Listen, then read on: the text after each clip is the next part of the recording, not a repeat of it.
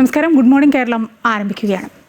സമാധാനത്തിൻ്റെയും പ്രത്യാശയുടെയും സന്ദേശം ഓർമ്മിപ്പിച്ചുകൊണ്ട് ലോകമെങ്ങും ഇന്ന് ഈസ്റ്റർ ആഘോഷിക്കുകയാണ്. പള്ളികളിൽ പ്രത്യേക പ്രാർത്ഥനകളും ചടങ്ങുകളും ഒക്കെ നടന്നു വരുന്നു. യുദ്ധഭീതി നിലനിൽക്കുമ്പോഴാണ് ഇത്തവണത്തെ ഈസ്റ്റർ സന്ദേശത്തിൽ യുദ്ധവും തെരഞ്ഞെടുപ്പും ഓർമ്മിപ്പിക്കുകയാണ് സഭാ അധ്യക്ഷന്മാർ. സംസ്ഥാനത്തേക്ക് വന്നാൽ തെരഞ്ഞെടുപ്പ് പ്രചാരണ തിരക്കിനിടയിലാണ് ഇത്തവണത്തെ ഈസ്റ്റർ. നിയമസഭാ തെരഞ്ഞെടുപ്പിൽ മനസാക്ഷിക്ക് അനുസരിച്ച് വോട്ട് രേഖപ്പെടുത്തണമെന്നാണ് വിശ്വാസികളോട് കർദിനാൾ മാർ ബസേലിയസ് ക്ലിമീസ് കാത്തോലിക്ക ബാവ ഓർമ്മിപ്പിച്ചത്. നമ്മളേതായാലും പോളിംഗ് ബൂത്തിലേക്ക് പോകാൻ ഇനി 4 ദിവസം മാത്രമേ അവശേഷിക്കുന്നുള്ളൂ. പ്രചാരണം പൊടിപൊടിക്കുകയാണ്. അതിലേക്കൊക്കെ പെട്ടെന്ന് വരാം. തർക്കെട്ടുകൾ നോക്കി തിരിച്ചു വരാം.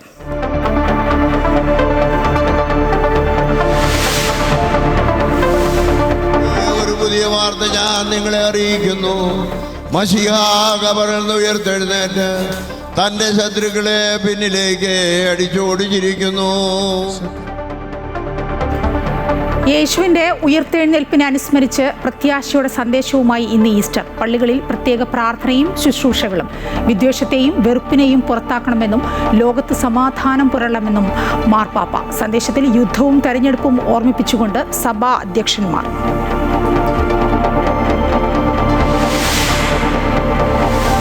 കോഴിക്കോട് സ്ഫോടനമുണ്ടായ പടക്ക നിർമ്മാണശാല പ്രവർത്തിച്ചത് അനധികൃതമായി. 2 പേരുടെ മരണത്തിന് ഇടയാക്കിയ സ്ഫോടനത്തിൽ അന്വേഷണം തുടരുന്നു.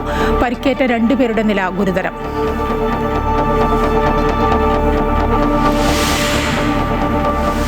സംസ്ഥാനം പോളിംഗ് ബൂത്തിലെത്താൻ ഇനി 4 ദിവസം കൂടി. വയനാട് ഫണ്ട് പിരിവിൽ കോൺഗ്രസിനെതിരായ വിവാദം ചർച്ചയാക്കി LDF, പ്രതിരോധിച്ച് UDF. പ്രചരണത്തിനായി മല്ലികാർജ്ജുൻ ഖാർഗെ ഇന്ന് സംസ്ഥാനത്ത്. NDA സ്ഥാനാർത്ഥികൾക്ക് വോട്ട് തേടി അമിത്ഷാ. കോഴിക്കോടും പാലക്കാടും തിരുവനന്തപുരത്തും പരിപാടികൾ.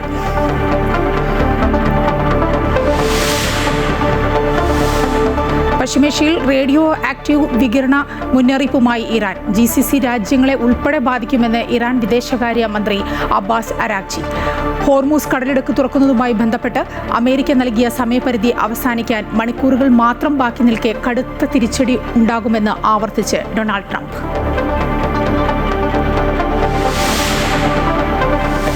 IPL ഗുജറാത്തിന് 2ാം തോൽവി. രാജസ്ഥാന്റെ ജയം 6 റൺസിന്. ഇന്ന് 2 മത്സരങ്ങൾ. ഹൈദരാബാദ് ലക്നൌവിനെയും ചെന്നൈ ബംഗളൂരുവിനെയും നേരിടും.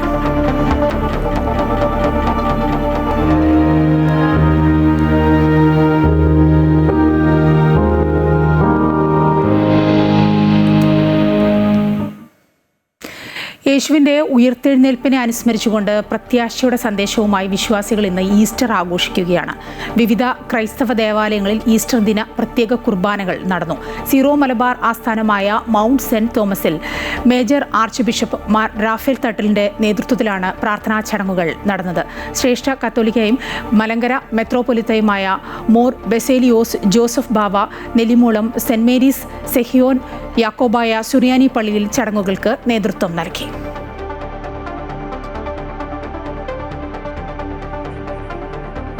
ഇനിയും വളരെ ദൂരം നമുക്ക് യാത്ര ചെയ്യേണ്ടതായിട്ടുണ്ട്. നിങ്ങൾക്കതറിയാം.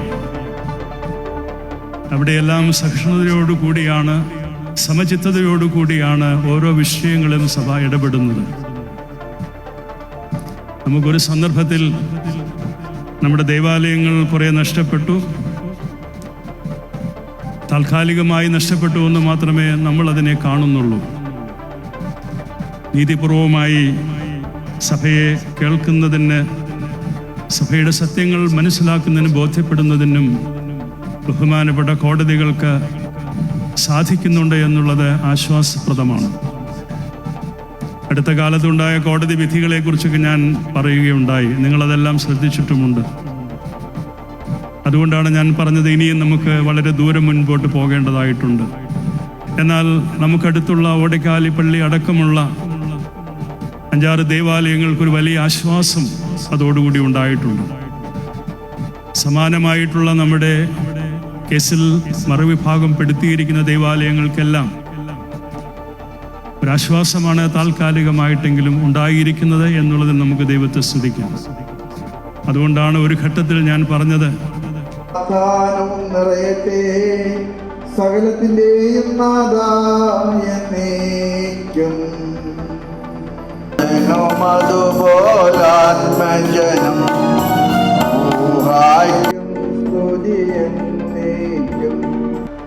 ഇന്ന് മനുഷ്യൻ പിറകെ പിടിക്കുന്നത്, മനുഷ്യൻ വെപ്രാളപ്പെടുന്നത് എല്ലാം ഉണ്ട്, പക്ഷെ സമാധാനം ഇല്ല. സമാധാനമില്ലാത്ത ഒരു ലോകത്തിന്റെ നടുവിലാണ് നമ്മൾ ജീവിക്കുന്നത്. നിങ്ങൾക്കറിയാം, ഗൾഫ് മേഖല കൊച്ചിയിൽ നിന്ന് യുദ്ധത്തിന്റെ അശ്വതി ചേരുകയാണ് ഇപ്പോൾ. അശ്വതി, ഇന്നിപ്പോൾ ഈസ്റ്ററാണ്. ആദ്യം അശ്വതിക്ക് ഈസ്റ്റർ ആശംസകൾ നേരുകയാണ്. കൊച്ചിയിലെ വിവിധ ദേവാലയങ്ങളിൽ പ്രത്യേക ശുശ്രൂഷകളും ചടങ്ങുകളും ഒക്കെ പുരോഗമിക്കുകയാണല്ലോ. അശ്വതി ഇപ്പോൾ ഏത് ദേവാലയത്തിന് മുന്നിലാണ് ഉള്ളത്?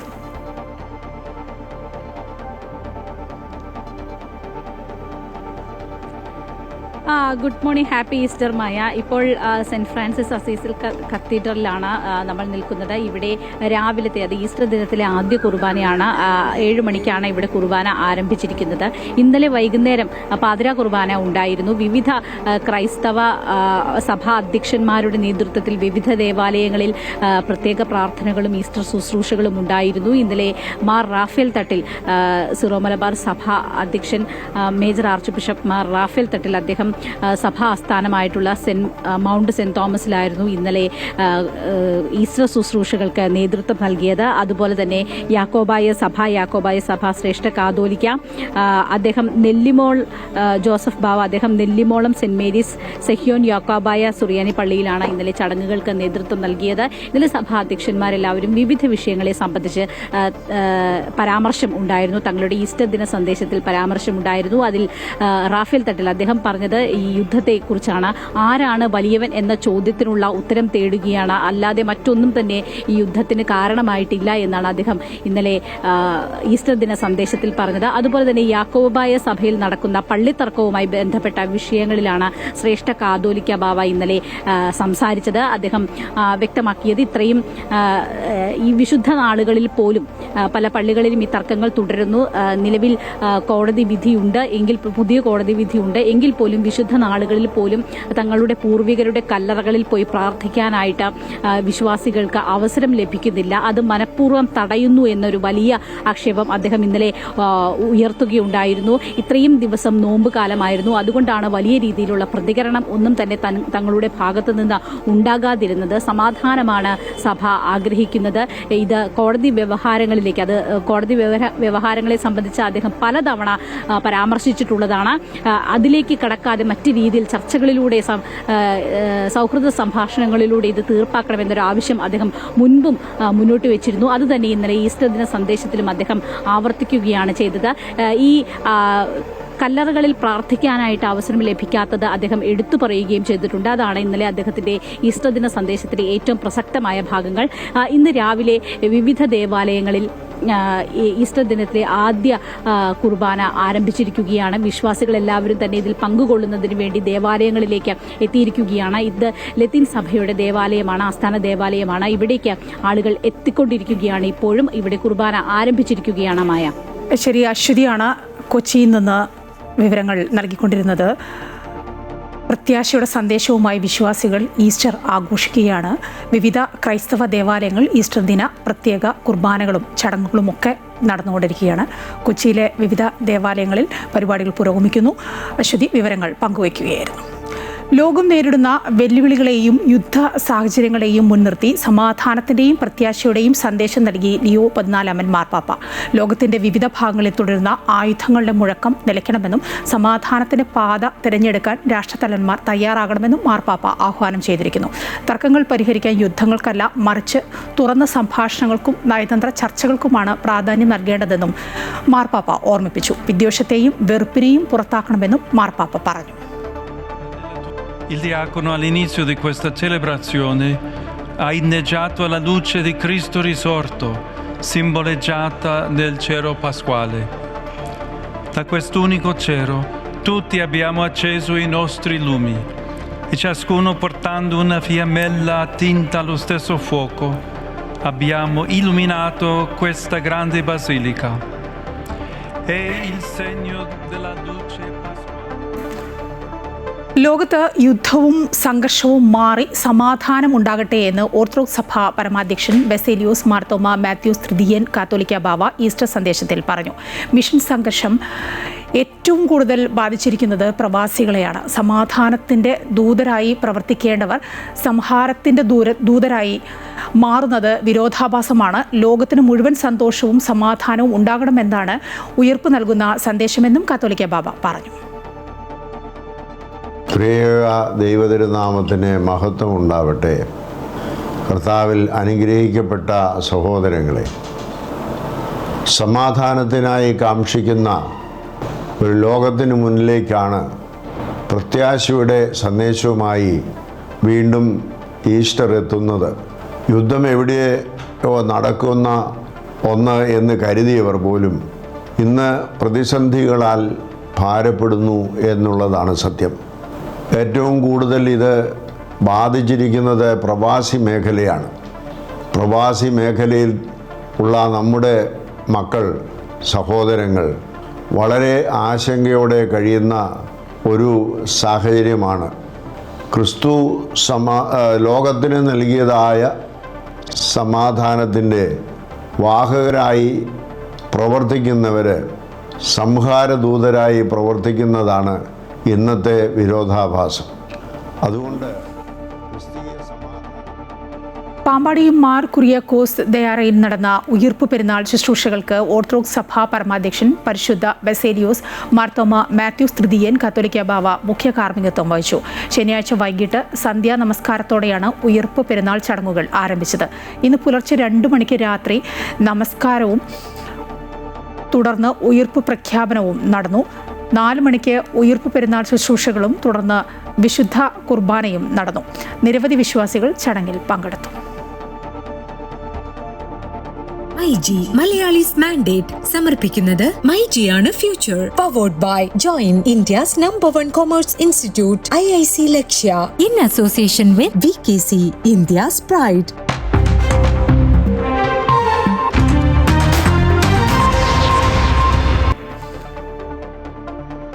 സംസ്ഥാനത്ത് നിയമസഭാ തെരഞ്ഞെടുപ്പിന് ഇനി 4 നാൾ. പരസ്യപ്രചാരണം 2ാം നാൾ സമാപിക്കാനിരിക്കെ കൂടുതൽ കേന്ദ്ര നേതാക്കൾ സംസ്ഥാനത്തേക്ക് എത്തും. NDAക്ക് വേണ്ടി കേന്ദ്ര ആഭ്യന്തരമന്ത്രി അമിത്ഷായും കേന്ദ്ര ധനകാര്യമന്ത്രി നിർമ്മലാ സീതാരാമനും ഇന്ന് പ്രചാരണം നടത്തും. UDF സ്ഥാനാർത്ഥികൾക്കായി കോൺഗ്രസ് ദേശീയ അധ്യക്ഷൻ മല്ലികാർജ്ജുൻ ഖാർഗെ ഇന്ന് ഇടുക്കിയിലും കൊട്ടാരക്കരയിലും വോട്ട് തേടും. കൂടുതൽ വിവരങ്ങളുമായി രജിത്ത് ചേരുകയാണ്. രജിത്ത്, ഇനിയിപ്പോൾ സംസ്ഥാനം പോളിംഗ് ബൂത്തിലേക്ക് പോകാൻ 4 ദിവസമേ ഉള്ളൂ. 2 ദിവസം കൂടി കഴിഞ്ഞാൽ പരസ്യ പ്രചാരണം സമാപിക്കുകയാണ്. ദേശീയ നേതാക്കളൊക്കെ പ്രചരണാർത്ഥം സംസ്ഥാനത്തേക്ക് വരുന്നു. ഇന്നലെ ഇപ്പോൾ പ്രധാനമന്ത്രി ഉണ്ടായിരുന്നു, രാഹുൽ ഗാന്ധി ഉണ്ടായിരുന്നു. ഇന്നിപ്പോൾ അമിത്ഷായും എത്തുകയാണ് NDA ക്യാമ്പിന് ആവേശം പകരാൻ. ഒപ്പം UDF ക്യാമ്പിന് ആവേശം പകരാൻ മല്ലികാർജ്ജുൻ ഖാർഗെയും എത്തുന്നു. എങ്ങനെയാണ് ഇനിയിപ്പോൾ ഉള്ള ഈ ചുരുക്കം ദിവസങ്ങളിലെ പ്രചാരണ തന്ത്രങ്ങൾ? ഏത് രീതിയിലാണ് മുന്നണികൾ മുന്നോട്ട് പോകുന്നത്? മായ, ഇനി ഏകദേശം 2 ദിവസം, ഇന്നത്തെ കൂട്ടി 3 ദിവസം മാത്രമാണ് പരസ്യ പ്രചാരണത്തിനുള്ളത്. അതുകൊണ്ട് തന്നെ പരസ്യ പ്രചാരണം കൊഴുപ്പിക്കുന്നതിനായി നേതാക്കളൊക്കെയും തന്നെ ഇവിടെ ഉണ്ട് എന്നാണ്. കേന്ദ്ര നേതാക്കളൊക്കെയാണ് സംസ്ഥാനത്ത് കൂടുതലായി പ്രചരണ പരിപാടികളിൽ വളരെ സജീവമായി തന്നെ ഉണ്ടായിരുന്നത്. ഇന്നലെ 2ാം തവണയും പ്രധാനമന്ത്രി തലസ്ഥാനത്തെത്തുകയും ഒപ്പം തന്നെ വിവിധ പരിപാടികളിൽ അദ്ദേഹം സംസ്ഥാനത്തിന്റെ വിവിധ ജില്ലകളിലുള്ള സ്ഥാനാർത്ഥികളുടെ പ്രചരണ പരിപാടികളിൽ അദ്ദേഹം പങ്കെടുക്കുകയും ചെയ്തിരുന്നു. കഴിഞ്ഞ ദിവസങ്ങളിൽ രാഹുൽ ഗാന്ധിയും 2ാം ദിനം ഇന്നലെ വീണ്ടും അദ്ദേഹം സംസ്ഥാനത്തേക്ക് എത്തി പ്രചരണ പരിപാടികൾ വളരെ സജീവമായി തന്നെ മുന്നോട്ട് കൊണ്ടുപോയി. ഇന്നും കേന്ദ്ര നേതാക്കൾ സംസ്ഥാനത്തുണ്ട് എന്നതാണ് ഏറ്റവും പ്രധാനപ്പെട്ട കാര്യം. മല്ലികാർജ്ജുൻ ഖാർഗെ ഇന്ന് കൊട്ടാരക്കരയിൽ തെരഞ്ഞെടുപ്പ് പ്രചരണ പരിപാടികളിലാണ് അദ്ദേഹം പങ്കെടുക്കുന്നത്. ഒപ്പം അദ്ദേഹത്തോടൊപ്പം തന്നെ കർണാടക മന്ത്രിമാരായ പ്രിയങ്ക ഖാർഗെയും അതുപോലെ തന്നെ KG ജോർജും ഇന്നത്തെ പരിപാടികളിൽ പങ്കെടുക്കുന്നു. ചടയമംഗലം, കൊട്ടാരക്കര, പത്തനാപുരം അതുപോലെ തന്നെ കുന്നത്തൂർ സ്ഥാനാർത്ഥികളുടെ പ്രചരണ പരിപാടികളാണ് ഈ കൊട്ടാരക്കരയിൽ നടക്കുന്ന പരിപാടിയിൽ നടക്കുന്നത്. ഈ UDF സ്ഥാനാർത്ഥികൾക്ക് വേണ്ടി അദ്ദേഹം വോട്ട് അഭ്യർത്ഥിക്കുകയും പ്രചരണ പരിപാടിയിൽ പൊതുസമ്മേളനത്തെ അഭിസംബോധന ചെയ്യുകയും ചെയ്യും. ഒപ്പം തന്നെയാണ് പ്രധാനമന്ത്രിക്ക് പിന്നാലെ ഇന്നലെ പ്രധാനമന്ത്രി രാത്രിയിലാണ് മടങ്ങിയതെങ്കിൽ ഇന്ന് കേന്ദ്രമന്ത്രി അമിത്ഷായും പങ്കെടുക്കുന്ന പരിപാടിയാണ് ഇന്നുള്ളത്. അതിൽ തന്നെ നിർമ്മലാ സീതാരാമനും അമിത്ഷായും ഇന്ന് സംസ്ഥാനത്ത് വിവിധ പരിപാടികളിൽ പങ്കെടുക്കുന്നു എന്നതാണ്. കോഴിക്കോടും എറണാകുളത്തും അതുപോലെ തന്നെ തിരുവനന്തപുരത്തും 3 ജില്ലകളിലാണ് അമിത്ഷായുടെ പരിപാടി ഇന്ന് ഉള്ളത്. അതിൽ തന്നെ കുന്നത്തുനാടാണ് എറണാകുളത്തെ പരിപാടി നടക്കുന്നത്. തിരുവനന്തപുരത്ത് കാട്ടാക്കടയിൽ PK കൃഷ്ണദാസിന്റെ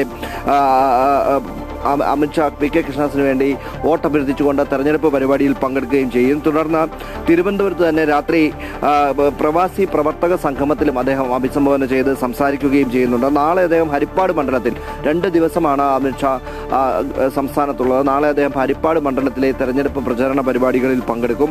തൃശ്ശൂരും പാലക്കാടുമാണ് നിർമ്മല സീതാരാമൻ പ്രചരണ പരിപാടികളിൽ ഇന്ന് പങ്കെടുക്കുന്നത്. അതുതന്നെയായാലും കഴിഞ്ഞ ദിവസം തിരുവനന്തപുരത്തും അതുപോലെ തന്നെ തെക്കൻ കേരളത്തിലെ വിവിധ മണ്ഡലങ്ങളിലെ പ്രചരണ പരിപാടികളിൽ പങ്കെടുത്തുകൊണ്ട് പ്രധാനമന്ത്രി വളരെ ആവേശം നിറച്ചുകൊണ്ടാണ് കടന്നുപോയത്. അതിന് പിന്നാലെ കേന്ദ്രമന്ത്രിമാർ വീണ്ടും ഈ സംസ്ഥാനത്ത് പ്രചരണത്തിൽ വളരെ സജീവമായി തന്നെ ഇന്നും ഉണ്ട് എന്നതാണ്. നാളെ 2 ദിവസങ്ങൾ കൂടി മാത്രം പരസ്യ പ്രചരണത്തിന് അവശേഷിക്കുമ്പോൾ കേന്ദ്രമന്ത്രിമാർ പ്രചരണവുമായി വളരെ സജീവമായി തന്നെ ഉണ്ട്. അതിൻ്റെ UDF-ൻ്റെയും അതുപോലെ തന്നെ BJP-യുടെയും NDA-യുടെയും സ്ഥാനാർത്ഥികളുടെ പ്രചരണ പരിപാടികൾ വളരെ സജീവമായി കേന്ദ്ര നേതാക്കൾ പങ്കെടുക്കുന്നു എന്നത് തന്നെ വളരെ പ്രതീക്ഷ ഇവർ വെച്ചു പുലർത്തുന്നു എന്നതുകൊണ്ട് തന്നെയാണ്. നേരത്തെ മുതൽ തന്നെ വിവിധ വിഷയങ്ങളാണ് ഈ പ്രചരണത്തിൻ്റെ ഭാഗമായി ഉയർത്തിക്കൊണ്ട് വന്നത്. ഏറെ വിവാദങ്ങളടക്കം ഉയർത്തിക്കൊണ്ട് വന്നിരുന്നു. എന്നാൽ അവയൊക്കെ മാറ്റിവെച്ചുകൊണ്ട് വീണ്ടും ആ വികസനത്തിലേക്കും ഒപ്പം തന്നെ കേരളത്തിലേക്ക് എത്തുമ്പോൾ അത് ശബരിമല സ്വർണ്ണക്കള്ളയടക്കമുള്ള കാര്യങ്ങൾ എത്തിച്ചുകൊണ്ട് വികസനം ഉൾപ്പെടെയുള്ള കാര്യങ്ങൾ ഈ അവസാന ലാപ്പിൽ അവസാന മണിക്കൂറുകളിൽ അല്ലെങ്കിൽ അവസാന ദിവസങ്ങളിൽ പ്രചരണത്തിൽ സജീവമാക്കാനാണ് ഓരോ മുന്നണികളും ശ്രമിക്കുന്നത്. അതിന് പ്രതിബലകമായിക്കൊണ്ട് കാര്യങ്ങൾ പറഞ്ഞുകൊണ്ട് അല്ലെങ്കിൽ LDF-ഉം ശബരിമല സ്വർണ്ണക്കൊള്ള അടക്കമുള്ള കാര്യങ്ങളെ പ്രതിരോധിച്ചുകൊണ്ട് രംഗത്തുണ്ട്. അതേ സമയത്ത് തന്നെ UDF-ൻ്റെ പ്രചരണത്തിൽ വയനാട്ടിലെ വീട് നിർമ്മാണം അടക്കമുള്ള കാര്യങ്ങൾ LDF-ഉം പ്രചരണ വിഷയമാക്കിക്കൊണ്ട് എടുത്തുകൊണ്ട് മുന്നോട്ട് വരുന്നു. FCRA-യാണ് BJP-ക്കെതിരെയുള്ള ആയുധമായി മുന്നണികൾ ഉയർത്തിക്കാട്ടുന്നത്. അങ്ങനെ വിവിധ വിഷയങ്ങൾക്കൊപ്പം തന്നെ വികസന വിഷയങ്ങളും ചർച്ചയാക്കിക്കൊണ്ടാണ് മുന്നോട്ട് പോകുന്നത്. എന്തിനായാലും ഇനി 2 ദിവസങ്ങൾ കൂടി അവശേഷിക്കുകയാണ് പ്രചരണത്തിൽ. ഇന്ന് ഈസ്റ്റർ ദിനത്തിൽ വിവിധ പള്ളികൾ കേന്ദ്രീകരിച്ചുകൊണ്ടുള്ള പ്രചരണ പരിപാടികളിലാണ് സ്ഥാനാർത്ഥികളൊക്കെ ഇന്ന് തന്നെ ഉള്ളത്. എന്തുതന്നെയായാലും 2 ദിവസത്തെ പ്രചരണം കൂടി വളരെ സജീവമായി തന്നെ മുന്നോട്ട് കൊണ്ടുപോകാൻ കേന്ദ്ര നേതാക്കൾ സംസ്ഥാനത്ത് ഉണ്ട് എന്നതാണ് ഏറ്റവും പ്രധാന കാര്യം. കോഴിക്കോട് കുന്നമംഗലത്ത് ഇന്നലെ സ്ഫോടനമുണ്ടായ പടക്ക നിർമ്മാണശാല പ്രവർത്തിച്ച് അനധികൃതമായി എന്ന റിപ്പോർട്ടുകൾ വരുന്നു. സ്ഫോടനത്തിൽ അന്വേഷണം ഇപ്പോഴും തുടരുകയാണ്. സ്ഫോടനത്തിൽ 6 പേർക്ക് പരിക്കേറ്റിരുന്നു. ഇതിൽ 2 പേരുടെ നില ഗുരുതരമാണ്. കൂടുതൽ വിവരങ്ങളുമായി കോഴിക്കോട് നിന്ന് അനഘ ചേരുകയാണ്. അനഘ, ഈ സ്ഫോടനവുമായി ബന്ധപ്പെട്ട് പുറത്തുവരുന്ന വിവരങ്ങൾ എന്തൊക്കെയാണ്? ഏത് വിധത്തിലാണ് അന്വേഷണം പുരോഗമിക്കുന്നത്? ഒപ്പം 6 പേർക്ക് പരിക്കേറ്റിരുന്നല്ലോ, 2 പേരുടെ നില ഗുരുതരമാണെന്ന് അനഘയുടെ റിപ്പോർട്ടിൽ നിന്ന് തന്നെ മനസ്സിലാക്കാനായി. എന്താണ് ആശുപത്രിയിൽ നിന്ന് അറിയാനാവുന്നത്?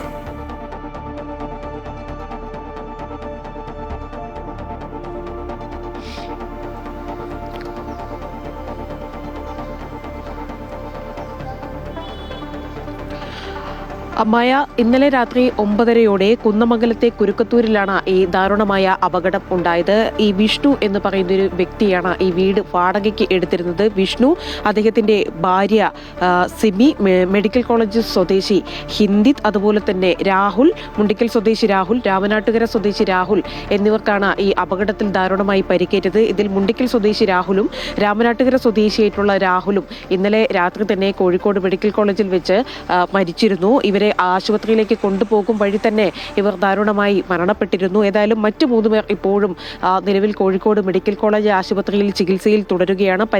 ഈ മരിച്ച 2 പേരുടെ മൃതദേഹവും കോഴിക്കോട് മെഡിക്കൽ കോളേജ് ആശുപത്രിയിലെ ഈ സൂക്ഷിച്ചിരിക്കുകയാണ്. ഏതായാലും ഇത്തരത്തിൽ പോസ്റ്റ്മോർട്ടം അടക്കമുള്ള കാര്യങ്ങൾ നടത്തിയ ശേഷമായിരിക്കും ഈ മൃതദേഹം ബന്ധുക്കൾക്ക് വിട്ടു നൽകുക. ഇവർ കഴിഞ്ഞ 5 മാസം മുമ്പ് വാടകയ്ക്കെടുത്ത വീടാണിത്. കുന്നമംഗലം കുരുക്കത്തൂരിലാണ് ഈ വീട് വാടകയ്ക്ക് എടുത്തത്. 5 മാസം മുമ്പ് മാത്രമാണ് ഈ വീട് വാടകയ്ക്കെടുത്തത് എന്നാണ് നമുക്കിപ്പോൾ മനസ്സിലാക്കുവാൻ വേണ്ടി സാധിക്കുന്നത്. ഏതായാലും ലൈസൻസ് ഇല്ലാതെയാണ് ഈ പടക്ക നിർമ്മാണശാല പ്രവർത്തിച്ചിരുന്നത്. വിഷുവിപണി ലക്ഷ്യമിട്ടുകൊണ്ട് തന്നെ വലിയ രീതിയിലുള്ള ഒരു പടക്ക നിർമ്മാണം തന്നെയാണ് ഈ വീടിനുള്ളിൽ നടന്നിരുന്നത്. വീടിനുള്ളിൽ എല്ലായിടത്തും ഇത്തരത്തിൽ പടക്കങ്ങളാണ് എന്നാണ് നമുക്കിപ്പോൾ മനസ്സിലാക്കുവാൻ വേണ്ടി സാധിക്കുന്നത്. ഈ സ്ഫോടനത്തെ തുടർന്ന് ഈ സമീപത്തെ വീടുകളുടെ ജനൽ ചില്ലുകൾ അടക്കം പൊട്ടിയിരുന്നു എന്നടക്കമുള്ള വാർത്തകളും ഇപ്പോൾ പുറത്തേക്ക് വരുന്നുണ്ട്. ഏതായാലും വിഷുവിപണി മുന്നിൽ കണ്ടുകൊണ്ടുള്ള ഒരു പടക്ക നിർമ്മാണമാണ് ഇത്തരത്തിലുള്ളൊരു ദാരുണമായ അവസ്ഥയിലേക്ക് എത്തിച്ചിരിക്കുന്നത്. 3 പേർ ഇപ്പോഴും കോഴിക്കോട് മെഡിക്കൽ കോളേജ് ആശുപത്രിയിൽ പരിക്ക് ഏറ്റു തുടരുകയാണ്. അനഘയാണ് വിവരങ്ങൾ നൽകിക്കൊണ്ടിരുന്നത്. കോഴിക്കോട് കുന്നമംഗലത്ത് ഇന്നലെ സ്ഫോടനമുണ്ടായ പടക്ക നിർമ്മാണശാല പ്രവർത്തിച്ചത് അനധികൃതമായി എന്നാണ് റിപ്പോർട്ടുകൾ വരുന്നത്. ഈ സ്ഫോടനവുമായി ബന്ധപ്പെട്ട് അന്വേഷണം തുടരുകയാണ്. മലയാളീസ് മാൻഡേറ്റ് സമർപ്പിക്കുന്നത് മൈജിയാണ് future. Powered by join India's #1 commerce institute IIC Lakshya in association with VKC India's pride.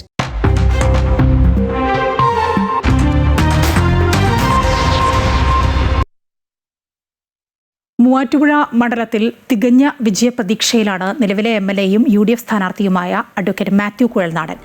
വലിയ മാറ്റം മണ്ഡലത്തിൽ കാണാമെന്നും എന്തൊക്കെ ഡീൽ ഉണ്ടെങ്കിലും ജനങ്ങൾ തനിക്കൊപ്പം ഉണ്ടാകുമെന്നും മാത്യു കുഴൽനാടൻ പറഞ്ഞു. ഉന്നയിച്ച ആരോപണങ്ങളിൽ തുടർ നീക്കങ്ങൾ ഉണ്ടാകുമെന്നും അദ്ദേഹം അമൃത ന്യൂസിനോട് പറഞ്ഞു. നിയമസഭാ തിരഞ്ഞെടുപ്പ് ആവേശത്തിലാണ് സംസ്ഥാനം ആകെയുള്ളത്. ഏറ്റവും പ്രധാന മണ്ഡലം, മധ്യകേരളത്തിലെ ഏറ്റവും പ്രധാനപ്പെട്ട ഒരു മണ്ഡലമാണ് മൂവാറ്റുപുഴ. ഏതായാലും മൂവാറ്റുപുഴയും മാത്യു കുഴൽനാടനും അതൊന്നിച്ചിപ്പോൾ പോകുന്നൊരവസ്ഥ തന്നെയാണ് ഉള്ളത്. കാരണം അത്രയധികം വികസന പ്രവർത്തനങ്ങൾ ഈ മണ്ഡലത്തിൽ നടത്തിയിട്ടുണ്ട്. അത് നമ്മൾ ഈ വരുന്ന സ്ഥലങ്ങളിലെല്ലാം തന്നെ കാണാൻ കഴിയുന്നുണ്ട്. എങ്ങനെയാണ് ഒരു പ്രചരണ ആവേശം? തീർച്ചയായിട്ടും പ്രചരണം അതിൻ്റെ അവസാന ലാപ്പിലേക്ക് കിടക്കുകയാണ്. ഓരോ ദിവസം കഴിയുന്തോറും വർദ്ധിച്ചു വരുന്ന ആവേശം അതിൻ്റെ അവസാന ലാപ്പ് എത്തുമ്പോൾ അതിൻ്റെ ഒരു ഏറ്റവും ഉന്നത തലത്തിലേക്ക് വന്നുകൊണ്ടിരിക്കുകയാണ്. തികഞ്ഞ ആത്മവിശ്വാസത്തോടുകൂടി ഞങ്ങൾ മുന്നേറുകയാണ്. ഈ കഴിഞ്ഞ കാലങ്ങളിൽ മൂവാറ്റുപുഴയിലെ തെരഞ്ഞെടുപ്പ് അല്ലെങ്കിൽ ആ പ്രചരണം അവിടെ നിൽക്കട്ടെ, പക്ഷേ എനിക്ക് തോന്നുന്നു മുഖ്യമന്ത്രിയും LDF എന്ന മുന്നണിയും CPM-നെയൊക്കെ ഇത്രയധികം പ്രതിരോധത്തിലാക്കിയ ഒരു MLAയോ ഒരു രാഷ്ട്രീയ നേതാവോ ഉണ്ടാവില്ല. അല്ല, സ്വാഭാവികമായിട്ടും നമ്മുടെ ഉത്തരവാദിത്വത്തിൻ്റെ ഭാഗമാണ്. പ്രതിപക്ഷ MLA എന്ന നിലയിൽ ഉള്ള എൻ്റെ ഉത്തരവാദിത്വം ഞാൻ നിർവഹിച്ചതാണ്. എനിക്ക് 100% ബോധ്യമുള്ള കാര്യങ്ങൾ, കേവലം രാഷ്ട്രീയ ആരോപണങ്ങൾക്ക് വേണ്ടി അല്ലെങ്കിൽ ഇവരെ ആക്ഷേപങ്ങൾ ഉന്നയിക്കാൻ വേണ്ടി ഉന്നയിക്കാൻ വേണ്ടിയുള്ള ആരോപണമല്ല, 100% കൃത്യതയോടുകൂടി ബോധ്യമുള്ള കാര്യങ്ങൾ ഉറച്ചു പറഞ്ഞു എന്നതാണ് ഞാൻ സ്വീകരിച്ച ശൈലി. അപ്പോൾ അത് പിന്നെ അതിൻ്റെ പേരിൽ അവരെങ്ങനെ വേട്ടയാടാൻ ശ്രമിച്ചാലും എങ്ങനെ എതിർക്കാൻ ശ്രമിച്ചാലും അതിന് വഴിപ്പെടേണ്ടതില്ല എന്നതും എൻ്റെ ശൈലിയുടെ ഭാഗമാണ്. അതുകൊണ്ടാണ് അങ്ങനെ ഒരു ഫൈറ്റിൻ്റെ പ്രതീതിയിലേക്ക് അത് വരാൻ കാരണം. ഏതായാലും മൂവാറ്റുപുഴയുടെ മനസ്സറിഞ്ഞ് തന്നെയാണ് പോകുന്നത്. കാരണം അത് ഞാൻ നേരത്തെ സൂചിപ്പിച്ച പോലെ എല്ലാ തലത്തിലും വികസനം എത്തുന്നൊരു കാഴ്ചപ്പാട് കാണാൻ കഴിയുന്നുണ്ട്. എങ്ങനെയാണ് മൂവാറ്റുപുഴയുടെ ഒരു മനസ്സ് ഇപ്പോൾ? മൂവാറ്റുപുഴയിലെ വികസന പ്രവർത്തനങ്ങളെ സംബന്ധിച്ച് പറഞ്ഞാൽ ഏറ്റവും പ്രധാനമായിട്ടുണ്ടായിരുന്നത് കഴിഞ്ഞ 20 വർഷക്കാലമായി മൂവാറ്റുപുഴ പരിശ്രമിച്ചുകൊണ്ടിരിക്കുന്നതും ആഗ്രഹിക്കുന്നതും അല്ലെങ്കിൽ ഒരുപാട് കാലമായി സ്വപ്നം കാണുന്ന നഗര റോഡ് വികസനമുണ്ട്. നിങ്ങൾക്കൊക്കെ തന്നെ അറിയാം, എവിടെ നിന്ന് യാത്ര ചെയ്യുന്നവരാണെങ്കിലും MC റോഡിൽ വരുമ്പോൾ മൂവാറ്റുപുഴ ഒരു ഭയമായിരുന്നു. കാരണം ബ്ലോക്കിൻ്റെ ഭയങ്കരമായ ഒരു കേന്ദ്രം. കാരണം ടൗണിന് വീതി ഉണ്ടായിരുന്നില്ല. ചുറ്റുമുള്ള എല്ലാ ടൗണുകൾക്കും സാധിച്ചെങ്കിലും ഞങ്ങൾക്ക് സാധിച്ചിരുന്നില്ല. അപ്പോൾ അത് ഈ വട്ടം നടപ്പിലാക്കാൻ കഴിഞ്ഞു. മൂവാറ്റുപുഴയ്ക്ക് ആദ്യമായി നഗരഹൃദയത്തിലൂടെ 4 വരി പാത യാഥാർത്ഥ്യമാക്കി. മൂവാറ്റുപുഴയുടെ മുഖച്ഛായ മാറി. അപ്പോൾ അത് ഏറ്റവും വിസിബിളായിട്ടുള്ള ഒരു വികസന നേട്ടമാണ്. പിന്നെ KSRTC ബസ് സ്റ്റാൻഡ് വന്നിട്ടുള്ളവർ നോക്കിയുള്ളവർക്കും അറിയാം, തകർന്ന് കടന്നിരുന്ന KSRTC ബസ് സ്റ്റാൻഡിൻ്റെ പ്രവർത്തനം പൂർത്തീകരിച്ചു. ബൈപ്പാസിൻ്റെ പണി പുരോഗമിക്കുന്നു. ഈ കേരളത്തിലെ തന്നെ ഏറ്റവും മികച്ച ഒരു സ്റ്റേഡിയം എന്ന് പറയുന്നത് ശരിയല്ല, ഒരു സ്പോർട്സ് ഫെസിലിറ്റിയാണ്. എല്ലാമുള്ള സ്പോർട്സ് ഫെസിലിറ്റിയുടെ വലിയ ഒരു വർക്കാണത്. അതും പുരോഗമിച്ചുകൊണ്ടിരിക്കുന്നു. ധാരാളം വലിയതും ചെറുതും ഇടത്തരവുമുള്ള വികസന പദ്ധതികൾ എമ്പാടും കൊണ്ടുവരാൻ കഴിഞ്ഞു. പ്രതിപക്ഷ MLA എന്ന നിലയിൽ ഇടക്കാലത്ത് അവരെന്നെ ഒന്ന് ബുദ്ധിമുട്ടിക്കാൻ ശ്രമിച്ചെങ്കിലും അതിനെയൊക്കെ അതിജീവിച്ചത് ചെയ്യാൻ കഴിഞ്ഞത് ജനങ്ങൾക്ക് ബോധ്യമായിട്ടുണ്ട്. അതിൻ്റെ ഒരു അംഗീകാരം ഈ തെരഞ്ഞെടുപ്പിൽ ലഭിക്കും. പൊതുവെ ഈ മധ്യ കേരളമാണ് സാധാരണഗതിയിൽ ഭരണത്തെ നിയന്ത്രിക്കുന്ന ഒരു അവസ്ഥയിലേക്ക് വന്നിട്ടുണ്ട്. കാരണം ഈ കഴിഞ്ഞ 2 ടേമുകളിലും മധ്യ കേരളത്തിൽ LDF ഉണ്ടാക്കിയ ഒരു നേട്ടം അവർക്ക് സംസ്ഥാനത്ത് ഗുണകരമായിട്ടുണ്ട്. ഇത്തവണ മധ്യ കേരളത്തിലൊരു മനസ്സ് എങ്ങനെയാവുമെന്നാണ് അങ്ങ് പ്രതീക്ഷിക്കുന്നത്? ഞാൻ എൻ്റെ കോൺസ്റ്റിറ്റ്യുവൻസി കൂടാതെ ഏതാനും കോൺസ്റ്റിറ്റ്യുവൻസിയിൽ പോകാൻ ഇടയായിട്ടുണ്ട്. എനിക്ക് കാണാൻ കഴിയുന്നത് ഒരു ജനങ്ങളുടെ ഒരു സ്വാഭാവികമായ പ്രതികരണം, ഒരു ഭരണവിരുദ്ധ വികാരം എന്നതിനേക്കപ്പുറത്തേക്ക് ഒരു തീവ്രമായ ഒരു വിരുദ്ധ വികാരം നിലനിൽക്കുന്നുണ്ട് ഗവൺമെൻറ്റിൻ്റെ. ഒരു ഭരണവിരുദ്ധ വികാരം എന്ന് പറയുമ്പോൾ നമ്മൾ ഇതിനു മുമ്പ് കണ്ടിട്ടുണ്ടാവാറുണ്ട്, അത് തെരഞ്ഞെടുപ്പ് പ്രതിഫലിക്കാറ്. പക്ഷെ അതിനേക്കാൾ അപ്പുറം അതിൽ സാധാരണ ഭരണവിരുദ്ധ വികാരത്തിൽ നമ്മൾ കാണുന്നത് ന്യൂട്രൽ വോട്ട്സ് അല്ലെങ്കിൽ ഫ്ലോട്ടിംഗ് വോട്ട്സ് എന്ന് പറയുന്ന വലിയ കക്ഷി രാഷ്ട്രീയത്തിൻ്റെ ഭാഗമാകാത്തവരാണ് ഒരു സൈഡിലേക്ക് തിരിയുക. പക്ഷേ ഈ തെരഞ്ഞെടുപ്പ് കഴിയുമ്പോൾ ബോധ്യപ്പെടും, ആ ഇടതുമുന്നണി അനുഭാവികളായിട്ടുള്ള CPM-ൻ്റെയും CPI-യുടെയും പാർട്ടി കേഡറുകളായിട്ടുള്ളവർ അടക്കം വലിയൊരു വിരുദ്ധ വികാരം അവരിലുണ്ട്. അതുകൊണ്ട് ആരും പ്രതീക്ഷിക്കാത്ത ഒരു റിസൾട്ട് ഈ തെരഞ്ഞെടുപ്പിൽ ഉണ്ടാകും എന്ന് തന്നെയാണ് ഞാൻ കരുതുന്നത്. ചില രാഷ്ട്രീയ നീക്കങ്ങൾ അല്ലെങ്കിൽ ഒരുപക്ഷെ നമ്മൾ ഈ തെരഞ്ഞെടുപ്പിൽ കാണാൻ കഴിയാത്ത ചില നീക്കങ്ങൾ പ്രത്യേകിച്ച് മധ്യകേരളത്തിലില്ല എങ്കിൽ പോലും വടക്കോട്ട് മാറി പാലക്കാട് പിഷാരടിയെ BJPയുടെ കൗൺസിലറടക്കം തടയുന്നു. കോഴിക്കോടേക്ക് വന്നാൽ പേരാമ്പ്രയിൽ തെഹ്ലീക്കെതിരായ ചില ആക്ഷേപങ്ങൾ പ്രചരണമൊക്കെ നടക്കുന്നു. അങ്ങനെ ഒരുപക്ഷെ ഈ തെരഞ്ഞെടുപ്പിൻ്റെ ചർച്ച മാറ്റാനുള്ളൊരു നീക്കം ഇടതുപക്ഷവും അതുപോലെ തന്നെ BJP ഒക്കെ നടത്തുന്നുണ്ടോ? ഈ തെരഞ്ഞെടുപ്പിലെ ഞാനീ പറയുന്ന കാര്യങ്ങൾ CPMന് ബോധ്യമില്ലാത്തതല്ല. CPMന് നല്ല ബോധ്യമുണ്ട് അവരെ സംബന്ധിച്ച് വലിയൊരു തിരിച്ചടി നേരിടാൻ പോവുകയാണെന്നുള്ളത്. അതിനെ ലഘൂകരിക്കാൻ എങ്ങനെ കഴിയും എന്നുള്ള പരിശ്രമമാണ് അവർ നടത്തിക്കൊണ്ടിരിക്കുന്നത്. അതിൻ്റെ ഭാഗമായി അവർ ആത്മഹത്യാപരമായ ഒരു നിലപാടിലേക്ക് നീങ്ങിയിട്ടുണ്ട്. അത് BJPയുമായി താൽക്കാലികമായിട്ടെങ്കിലും ഒരു അറേഞ്ച്മെൻറ്റ് ഉണ്ടാക്കി ഒരു ഡീൽ സ്ട്രൈക്ക് ചെയ്ത് ചില മണ്ഡലങ്ങൾ അവർക്ക് കൊടുത്തുകൊണ്ടാണെങ്കിലും ഇവരുടെ പരാജയത്തിൻ്റെ ആഘാതം ലഘൂകരിക്കാൻ പറ്റുമെന്ന് പരിശ്രമിക്കുകയാണ്. അതിന് CPM വലിയ വില കൊടുക്കേണ്ടി വരും. മാത്രമല്ല ഈ പരാജയം കൂടുതൽ അടുത്തടുത്തടുത്ത് വരുംതോറും അതിൻ്റെ ഒരു വെപ്രാളവും വേവലാതിയൊക്കെ ആയിട്ട് അക്രമങ്ങളിലേക്ക് തിരിയും. അതാണ് ഇപ്പോൾ നമ്മൾ പാലക്കാട് കാണുന്നത്. പേരാമ്പ്രയിൽ അവർ ആ കുട്ടിയെ എനിക്ക് നന്നായി അറിയാവുന്ന കുട്ടിയാണ്. നല്ല പ്രോമിസിങ് ആയിട്ടുള്ളൊരു യങ്സ്റ്ററാണ്. വളരെ പ്ലസൻ്റായിട്ടും വളരെ പൊളിറ്റിക്കലായിട്ടും ഈ യങ് ഏജിൽ റെസ്പോണ്ട് ചെയ്യുന്നൊരു പെൺകുട്ടി, വളരെ നല്ല ആളുകൾക്ക് അപ്പീലുള്ള കുട്ടിയാണ്. അവരെ ടാർഗറ്റ് ചെയ്യുക വഴി ഇസ് ഓൾ റോങ് സ്റ്റെപ്സ്. ഇതെല്ലാം അവർക്ക് തിരിച്ചടിയാവത്തുള്ളൂ. പക്ഷേ ഈ സ്റ്റെപ്പുകൾ എടുക്കുന്നത് പരാജയ ഭീതിയിൽ നിന്നാണ്. ഇതാണ് എൻ്റെ യാഥാർത്ഥ്യം. ഒറ്റ കാര്യം കൂടി, ഈ പ്രത്യേകിച്ച് മധ്യകേരളത്തിൽ പ്രത്യേകിച്ച് എറണാകുളത്ത് 2020 ഒരു സാന്നിധ്യം വളരെ വലുതായി വരുന്നുണ്ട്. പ്രത്യേകിച്ച് സാബുവും ജേക്കബ് തന്നെ പറയുന്ന 6 സീറ്റിലൊക്കെ 2020 ജയിക്കുമെന്നൊക്കെയാണ്. എങ്ങനെയാണ് പ്രത്യേകിച്ച് ഇവിടെയും 2020 ആണ് മത്സരരംഗത്തുള്ളത്? 2020 ഇതിനു മുമ്പുള്ള തെരഞ്ഞെടുപ്പിൽ ജനങ്ങൾക്കിടയിൽ ഉണ്ടാക്കിയൊരു പ്രതീക്ഷ പാടെ തകർന്ന് തരിപ്പണമായി. എല്ലാ ക്രെഡിബിലിറ്റിയും നഷ്ടപ്പെട്ട്. ഒന്നാമത് നമ്മൾ ആളുകളിൽ റേസ് ചെയ്യുന്നൊരു ഹോപ്പുണ്ട്. ആ ഹോപ്പിലാണ് പലപ്പോഴും വരുന്നത്. ഇപ്പോൾ കഴിഞ്ഞ തവണ എനിക്കറിയാം, കഴിഞ്ഞ തവണ എൻ്റെ മണ്ഡലത്തിൽ തന്നെ ധാരാളം ഒരു ലിബറൽ ചിന്താഗതിയുള്ളവർ, പരമ്പരാഗതമായി UDFനെ പിന്തുണച്ചുകൊണ്ടിരുന്നവർ ഒരു വ്യത്യസ്തമായ കാര്യങ്ങൾ പറഞ്ഞു. എല്ലാ മുന്നണികളെയും കുറ്റം പറഞ്ഞു, അല്ലെങ്കിൽ എല്ലാ പാർട്ടികളെയും കുറ്റം പറഞ്ഞു. ഞാൻ വളരെ സ്വതന്ത്രമായി നിൽക്കും, നിർഭയനായി നിൽക്കും, ആർക്കും കീഴ്പ്പെടില്ല, ഞാൻ എല്ലാവരോടും ഫൈറ്റ് ചെയ്യും, വർഗീയത എല്ലാം പറഞ്ഞു വന്നപ്പോൾ ഒരു ഹോപ്പുണ്ടായി. ധാരാളം പേര് വന്നു. പിന്നീട് അദ്ദേഹത്തിൻ്റെ വ്യക്തിപരമായിട്ടുള്ള അല്ലെങ്കിൽ ബിസിനസ്സുമായി ബന്ധപ്പെട്ട കാര്യങ്ങളൊക്കെ വന്നപ്പോൾ ED അന്വേഷണം മറ്റു കാര്യങ്ങളുടെ വാർത്ത വന്നു. പക്ഷേ പെട്ടെന്ന് BJPയുടെ മുമ്പിൽ സാഷ്ടാംഗം പ്രണമിച്ച് സറണ്ടർ ചെയ്യുമെന്ന് ആരും കരുതിയതല്ല. അതിനുശേഷം ആ മുന്നണിയെ, ആ നേതാവിനെ ന്യായീകരിക്കുകയാണ്. പരമ്പരാഗത രാഷ്ട്രീയക്കാർ നിറം മാറും, അല്ലെങ്കിൽ അവർക്ക് വാക്കിന് വിലയില്ല, അവരങ്ങനെയാണ് ഇവരിങ്ങനെയാണെന്നെല്ലാം നാട് നീളെ പ്രസംഗിച്ച ഒരാൾ അവരെല്ലാം കടത്തിവെട്ടുന്ന രീതിയിൽ പ്രവർത്തിച്ചപ്പോൾ ഈ തവണ അവർക്ക് തന്നെ ബോധ്യപ്പെടും. അവരുടെ റെലവൻസ് ഇതോടുകൂടി, തെരഞ്ഞെടുപ്പോടുകൂടി 2020 എല്ലാ റെലവൻസും നഷ്ടപ്പെടും. They are available for sale. അതാണ് എനിക്ക് മനസ്സിലാവുന്നത്. ഇപ്പോൾ എൻ്റെ ഈ മണ്ഡലത്തിൽ 2020 മത്സരിക്കുന്ന മറ്റൊന്നിനും വേണ്ടിയിട്ടല്ല, അവർക്ക് വേറെ ആർക്കും വേണ്ടിയിട്ടില്ല, CPMന് വേണ്ടി മത്സരിക്കുകയാണ്, അല്ലെങ്കിൽ ഇടത് സ്ഥാനാർത്ഥിയുടെ ഇതിനു വേണ്ടി മത്സരിക്കുക. അല്ലാണ്ട് BJPക്ക് വേണ്ടി BJPക്കാർ ആരും അവരുടെ കൂടെ ഇല്ല. BJPക്കാർക്ക് ആർക്കും താല്പര്യമില്ല. അപ്പോൾ അത് BJPയുടെ വോട്ട് LDFന് ട്രാൻസ്ഫർ ചെയ്യാൻ സൗകര്യപ്പെടുത്തുക, കുറച്ച് വോട്ടെങ്കിലും നമ്മുടെ ഭാഗത്ത് നിന്ന് പിടിക്കാൻ പറ്റുമെങ്കിൽ പിടിക്കുക. 2020 മിഷൻ അതേ ഉള്ളൂ. They are not contesting for winning elections. അതല്ലെങ്കിൽ ഒരു പ്രിൻസിപ്പിളും ഇല്ല, ഒരു പോളിസിയില്ല. അവർ മറ്റാരുടെ ടൂളായി ഇങ്ങനെ വർക്ക് ചെയ്യുന്നു എന്നുള്ളതാണ്. പക്ഷേ ഒരു ഹോപ്പ് റേസ് ചെയ്തായിരുന്നു. അതെല്ലാം തീർന്നു, എല്ലാം പോയി. ഇനി ഒരു ക്രെഡിബിലിറ്റി ഇല്ല, ഒരു ട്രസ്റ്റും ഇല്ല ആളുകൾക്ക്. പറഞ്ഞ കാര്യങ്ങളെല്ലാം വിഴുങ്ങി അതിൻ്റെ നേരെ വിപരീത ദിശയിൽ സഞ്ചരിക്കുന്നവരോട് സഹതാപം മാത്രമേ ഉള്ളൂ. ഏതായാലും കൃത്യമായ രാഷ്ട്രീയം പറഞ്ഞും ഒപ്പം തന്നെ വികസനം പറഞ്ഞും മാത്യു കുഴൽനാടിൻ്റെ പ്രചരണം അതിശക്തമായി തന്നെ മുന്നോട്ട് പോവുകയാണ്. ക്യാമറമാൻ വിപിൻ ആലുവയ്ക്കൊപ്പം KK പ്രശാന്ത്, അമൃത ന്യൂസ്, കൊച്ചി. തൃശൂരിലെ വ്യവസായ പ്രമുഖരുമായി സംബന്ധിച്ച് കേന്ദ്ര ധനകാര്യമന്ത്രി നിർമ്മല സീതാരാമൻ രാജ്യത്തിന്റെ സമ്പദ് വ്യവസ്ഥയെക്കുറിച്ചും വ്യവസായത്തെക്കുറിച്ചും വിപുലമായ ചർച്ചയാണ് നടന്നത്. വ്യവസായങ്ങൾക്ക് മുൻതൂക്കം നൽകുന്ന നയമാണ് കേന്ദ്ര സർക്കാരിൻ്റെതെന്ന് നിർമ്മല സീതാരാമൻ സംവാദത്തിൽ പറഞ്ഞു. വികസിത കേരളം വരണമെങ്കിൽ ശ്രദ്ധയോടെയുള്ള ഭരണം അനിവാര്യമാണ്. പരമ്പരാഗത രീതികളിൽ നിന്നും മാറി ചിന്തിക്കേണ്ടിയിരിക്കുന്നു. കേരളം മൂന്നാമത്തെ മുന്നണിയെ തിരഞ്ഞെടുക്കാൻ സമയമായെന്നും നിർമ്മല സീതാരാമൻ പറഞ്ഞു. If you need to have strong foundation, you need a government which does not do the routine things. In today's India, particularly with global challenges, you need to be a carefully governed state with very careful fiscal management so that development works to suffer, but you're not breaching any of the fiscal norms that we have set for ourselves, the state has set for itself. Keralam വ്യവസായ സൗഹൃദമല്ലാതായി മാറുന്നു. അതിന് കാരണക്കാർ ഇടതു വലതു മുന്നണികളാണ്. കേന്ദ്ര സർക്കാർ മുൻതൂക്കം നൽകുന്നത് വ്യവസായ സൗഹൃദ മുന്നേറ്റത്തിനാണ്. വോക്കൽ ഫോർ ലോക്കലും മെയ്ക്ക് ഇൻ ഇന്ത്യയ്ക്കും പ്രാധാന്യം നൽകി വേണം മുന്നോട്ടു പോകാനെന്നും നിർമ്മലാ സീതാരാമൻ പറഞ്ഞു. തൃശൂരിലെ വ്യവസായ പൗരപ്രമുഖർ സംവാദത്തിൽ പങ്കെടുത്തു. യോഗത്തിൽ NDA സ്ഥാനാർത്ഥി പത്മജ വേണുഗോപാൽ, ജില്ലാ പ്രസിഡന്റ് ജസ്റ്റിൻ ജേക്കബ് തുടങ്ങിയവരും പങ്കുചേർന്നു. Amrita news, Thrissur.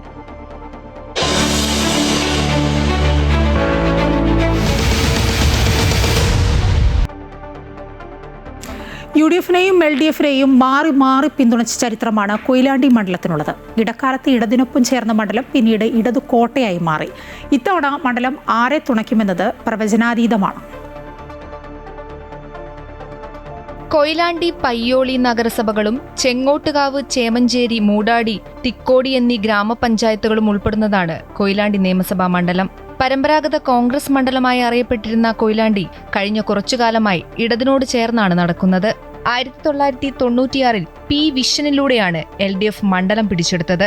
2001 advocate P. ശങ്കരനിലൂടെ മണ്ഡലം വീണ്ടും കൈപ്പിടിയിലൊതുക്കാൻ UDF-നായി. 2006 DIC സ്ഥാനാർത്ഥിയായി മത്സരിച്ച P. ശങ്കരനെ തോൽപ്പിച്ച് P. വിഷൻ പകരം വീട്ടി. പിന്നീട് ഇടതുമുന്നണിക്ക് തിരിഞ്ഞു നോക്കേണ്ടി വന്നിട്ടില്ല. ഏറ്റവും ഒടുവിൽ CPM-ന്റെ കാനത്തിൽ ജമീലയായിരുന്നു ജയിച്ചത്. എന്നാൽ അസുഖബാധിതയായി മരണപ്പെട്ടതോടെ മണ്ഡലത്തിലെ പദ്ധതികളെല്ലാം നിലച്ചു.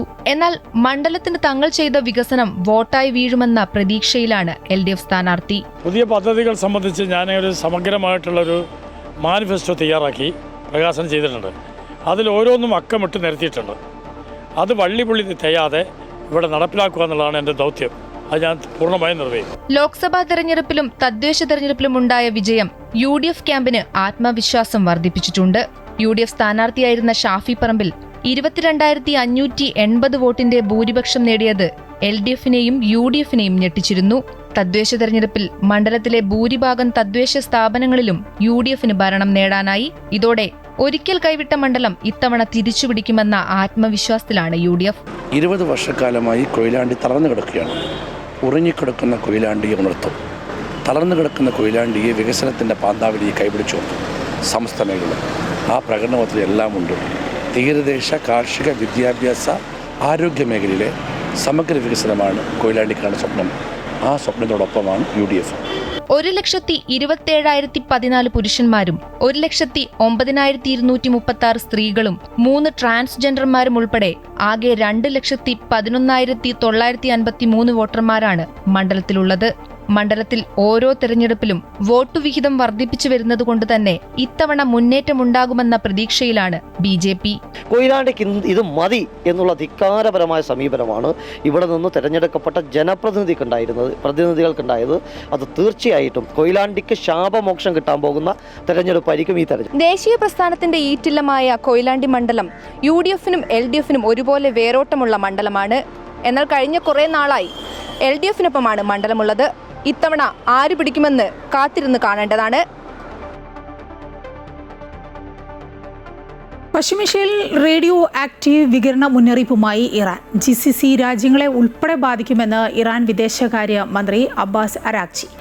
ആണവ നിലയം തകർക്കപ്പെട്ടാൽ ഉണ്ടാകുന്ന റേഡിയോ ആക്റ്റീവ് ചോർച്ച ഇറാനേക്കാൾ കൂടുതൽ ബാധിക്കുക ഗൾഫ് രാജ്യങ്ങളെ ആയിരിക്കുമെന്നും മുന്നറിയിപ്പ് നൽകി. ഹോർമൂസ് കടലിടുക്ക് തുറക്കുന്നതുമായി ബന്ധപ്പെട്ട് അമേരിക്ക നൽകിയ സമയപരിധി അവസാനിക്കാൻ ഇനി മണിക്കൂറുകൾ മാത്രം. 48 മണിക്കൂറിനുള്ളിൽ ഹോർമൂസിൽ വിട്ടുവീഴ്ചയ്ക്ക് തയ്യാറായില്ലെങ്കിൽ ഗുരുതര പ്രത്യാഘാതം എന്ന മുന്നറിയിപ്പ് നൽകിയിരിക്കുകയാണ് അമേരിക്ക. ഇറാന്റെ ഊർജ്ജ സ്രോതസ്സുകൾക്ക് നേരെ ആക്രമണം ഉണ്ടാകുമെന്നും ട്രംപ് പറഞ്ഞു. അതിനിടെ അമേരിക്കയുടെ തകർന്ന വിമാനത്തിൽ നിന്ന് കാണാതായ പൈലറ്റിനായുള്ള അന്വേഷണവും നടക്കുകയാണ്.